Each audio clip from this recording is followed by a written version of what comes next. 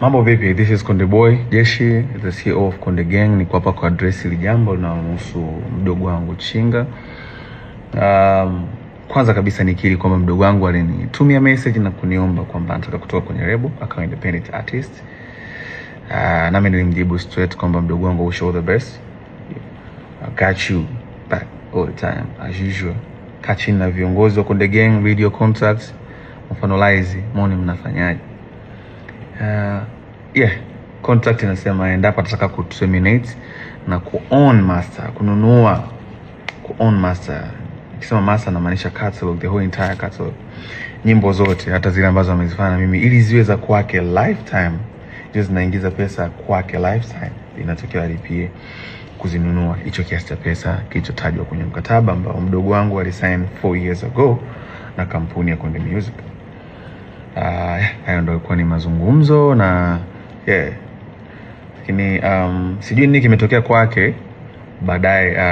Akaja kusema kwenye social media kwamba nimemdai kiasi cha bilioni 1. Nikiri kwamba sijamdai kiasi cha bilioni 1 na nisingependa pesa yangu tena ije kunichafua mwenyewe.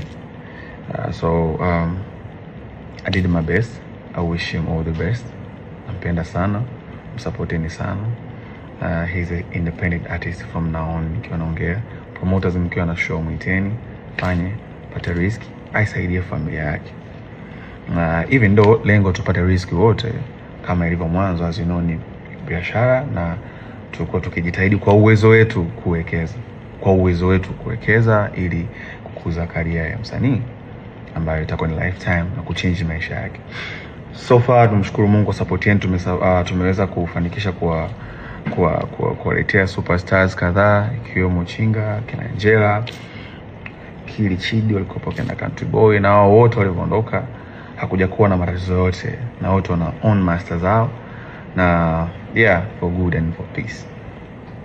Hamna mtu yote mwenye malalamiko ya kudaiwa. So that's how we live by lifting each other.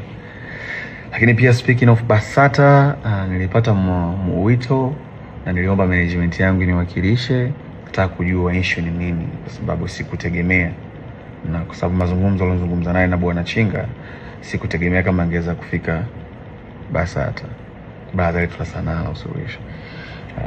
So niliomba management yangu niwakilishe, izungumze na viongozi wa BASATA kuona wanapataje mwafaka, lakini wakaniambia so far nisingeweza kuyashare sasa hivi. Na mimi sikuona haja ya kusuluhisha na mdogo wangu au msanii ambaye nimemtengeneza mimi mwenyewe. Sikuona hiyo haja ya kutengeneza kakia, sikuona hiyo haja ya kutengeneza sintofahamu na mitaharuka. So as I said, my decision was aende akafanya muziki wake na make sure mnamsupport pia. La mwisho kama sikosei, speaking na kauli yake ya kusema kwamba nilikuwa nimemuita chumbani, nilikuwa sijui nimemwambia mtoe mama yake mzazi. It's sad, na sio kwamba sijui how it's tarnish image, na sio kwamba sijui kuna baadhi ya watu wanaweza wakaamini kwa ni kweli, lakini sina namna. Mtoto akinyea mkono huwezi kukata, utafanyaje? First, nimemwachia Mungu. Second, nimemsamehe. Na mwisho namwombea. Mimi sihitaji msamaha wote kutoka kwake. Kiona kuna tija sawa, akiona kama kuna haja ya kuomba msamaha watu walosikia maneno hayo ni sawa, lakini pia anastahili kuomba msamaha zaidi ni Mwenyezi Mungu. Kwa ikimpendeza basi kwa wakati wake inshallah aseme sana, aongee na Mungu wake kwa moyo wake wa dhati kabisa. Naamini itamuongezea baraka zaidi na atafika mbali zaidi. Kwa upande wangu mimi sina shida kabisa, na yeye ni my brother na si ataendelea kuwa my brother. Konde Gang nyumbani kwake because Konde Gang made him. Kwa hiyo wish him all the best. So kwa kusema hayo, nashukuru sana kwa kuendelea kuisupport Konde Gang. Nashukuru sana kwa kuendelea kutunga mkono siku zote. Kuna superstars kibao wanakuja.